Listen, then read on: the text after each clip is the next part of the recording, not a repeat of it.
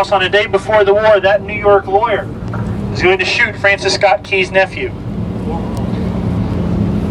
You're probably thinking to yourself, what the heck does that have to do with Gettysburg? Well, the guy that shoots the nephew of Francis Scott Key is a man named Dan Sickles. Dan Sickles commands the 3rd Army Corps of the Army of the Potomac, 10,000 strong. And Dan Sickles is the left end of the Union Army. 1 o'clock in the afternoon, Dan Sickles is going to move from his original position on the far side of that high ground and move off to that high ground. Now I'm going to pause there for a second to have you look to the right. You see all those trees lined up, those evergreens? At the end of those evergreens, there is a farmhouse. Dwight David Eisenhower, President of the United States, lived in that house. Awesome. Before, during his presidency, and after his presidency. The reason people knew he was in, that observation tower we just passed. Whenever there was a Secret Service agent on the top of that, the president was in. Whenever there wasn't, the president was not there. Well, Eisenhower dies. And Mamie Eisenhower? Mamie Eisenhower goes home. The federal government is waiting there. Eisenhower has willed the house to the federal government. Mamie is still alive. Well, guess what? They make a deal. Mamie shouldn't touch the house. She can live there, don't touch the house. She lives there till she dies. The house is pretty much like Eisenhower left it when he died. Oh, that's awesome. Can we go there? No, that's one. All right. We're good to go. Yeah, Thank you. So Dan Sickles has moved forward his 10,000 men to the high ground. Now, there's a problem. What was Lee's goal? Come up the end of the Union line. He did not believe there to be any Union soldiers in front of him. So what just happened? Surprise. Dan Sickles just happened. And he's shown up on that high ground in front of us. So at 4 o'clock in the afternoon, these cannons that are positioned to the right side of the bus and are soon going to be positioned on the left side of the bus open fire. That way. The Union Army, the closest to us, are located at this roundabout right over here on the left. The Union Army is supposed to end at a piece of high ground called Little Round Top. To your left, it's visible. You see that hill, barren of trees on its western front? That's Little Round Top. The reason it's barren of trees is because the farmers thought, hey, let's farm over there. But from here, what sort of feature dominates the hill? There's a lot of rocks. You can't farm on that hill. And since then, it's been barren on its western front, and it was barren during the war.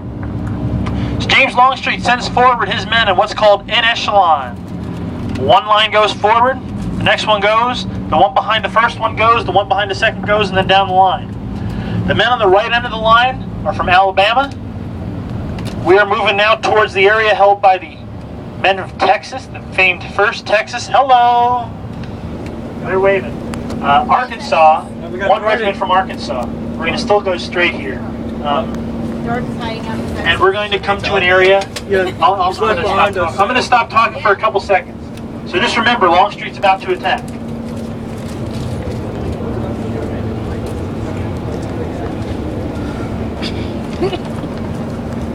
Surprise, guys. Nicer view of Little Round Top from here. Beautiful. That's our next full stop, by the way. We're going to get out there for a little bit of time. So we're going to Texas now, right?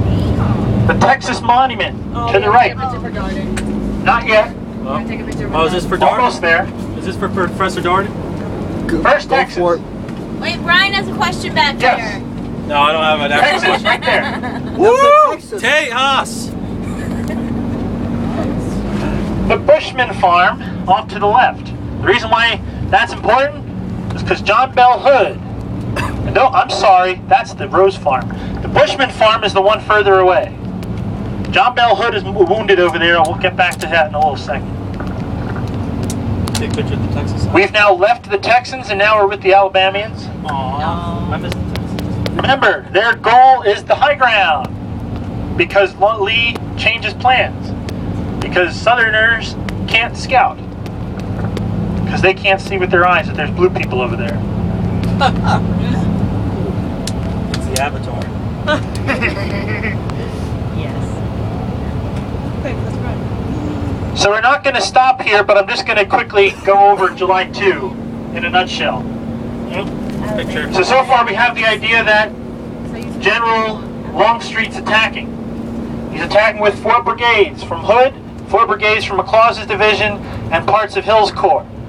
Their goal is now the high ground, which you can probably see, most of you can probably see Little Round Top from here. Yep.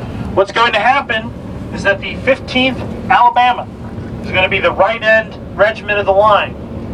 They're part of a man named Evander Law's brigade. Law's brigade had just arrived on a forced march of 20 miles that day. And guess what they didn't have? Their canteens weren't filled with water.